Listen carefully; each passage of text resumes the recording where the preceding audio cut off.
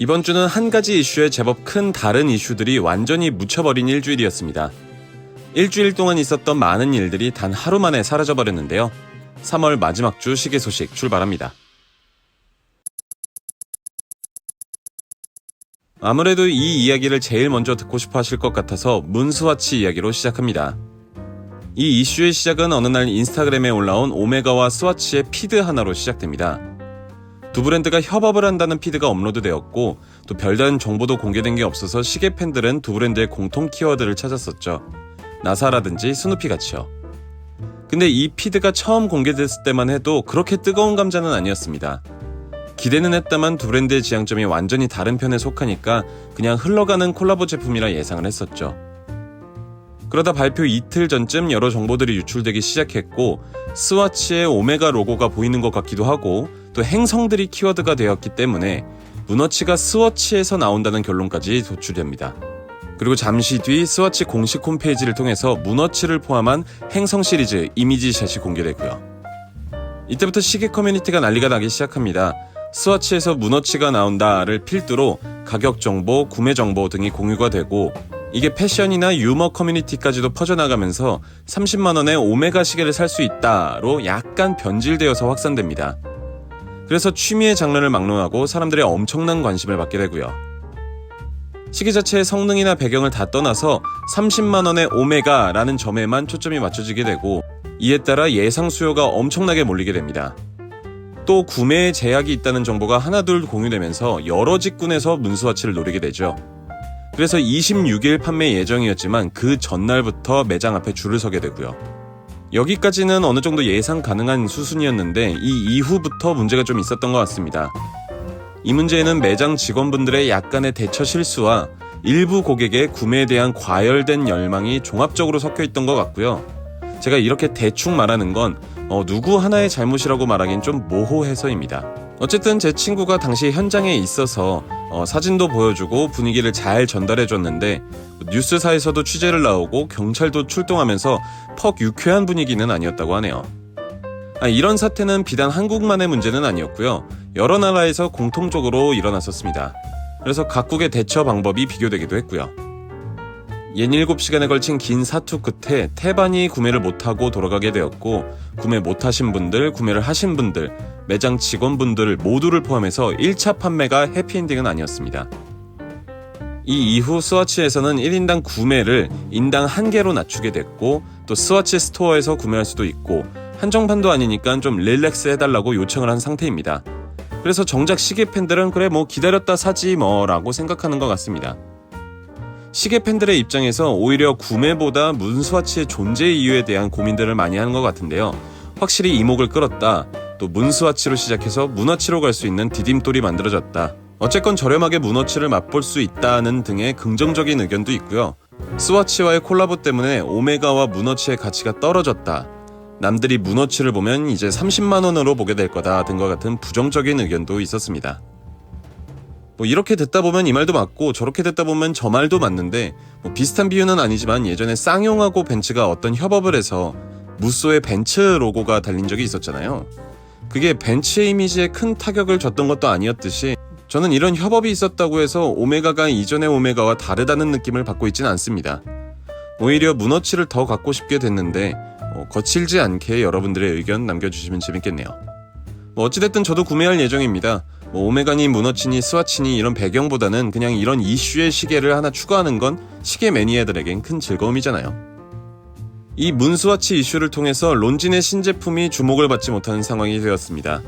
인스타그램으로 신제품 티저 영상을 업로드하고 있었고 예상대로 스피릿 GMT인 론진 스피릿 줄루타임이 공개되었습니다.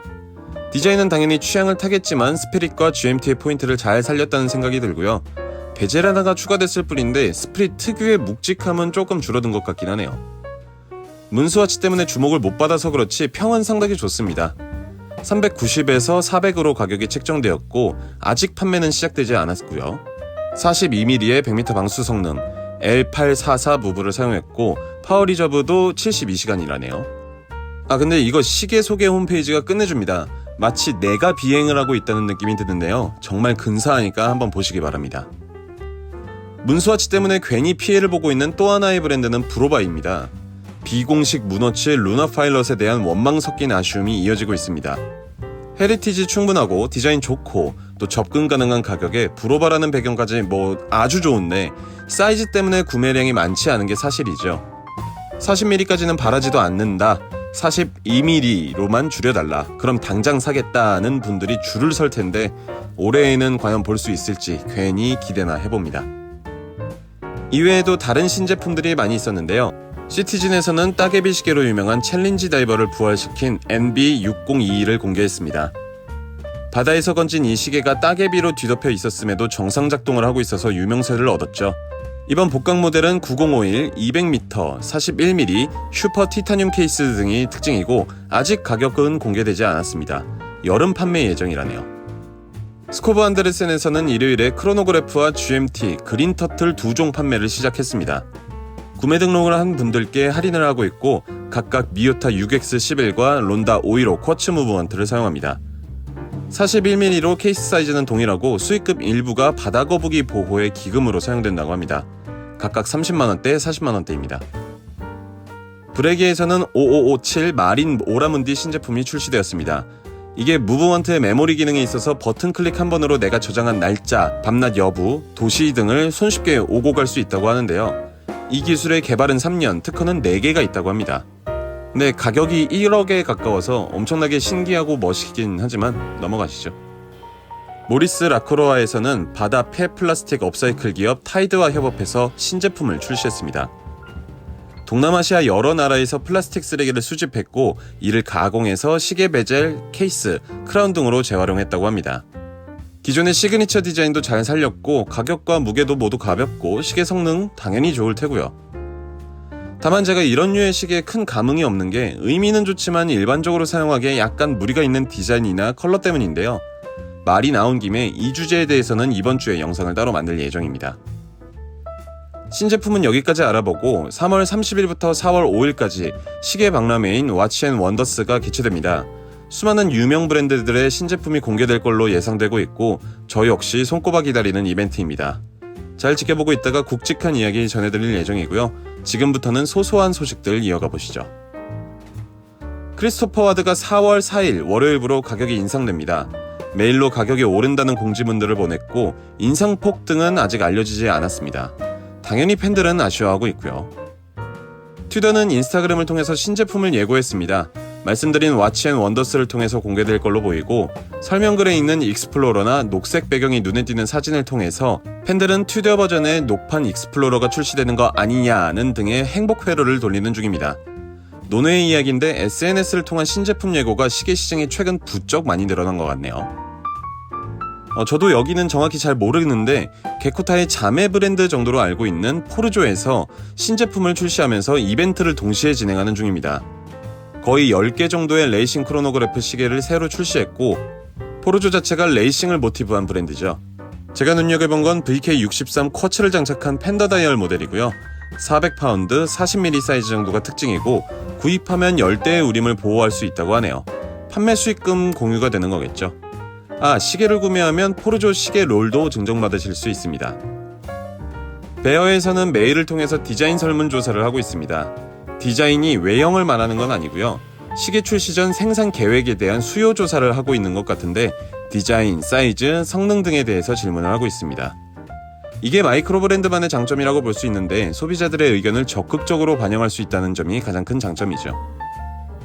요거는 한 달 정도 된 이야기인데 티셀 SNS에 스노우플레이크 핸즈 사진이 올라왔었습니다. 댓글 읽어보니까 튜더 스타일의 시계가 나오는 게 아니라 티셀 서브마리너 핸즈 옵션 추가용인 것 같은데 야광도료에 문제가 있어서 재작업 중이고 조만간 옵션 적용된 모델을 만날 수도 있지 않을까 합니다. 자, 이렇게 해서 이번 주 소식도 정리해봤습니다. 다음 주는 워치앤원더스가 진행 중이기도 하고 문스와치라는 큰 떡밥이 지나갔기도 해서 또 잠깐은 잠잠하지 않을까 하는데 또 재미있는 소식들 있으면 잘 정리해서 전해드리겠습니다. 자, 그럼 저는 더 재밌는 영상으로 찾아오겠습니다. 감사합니다.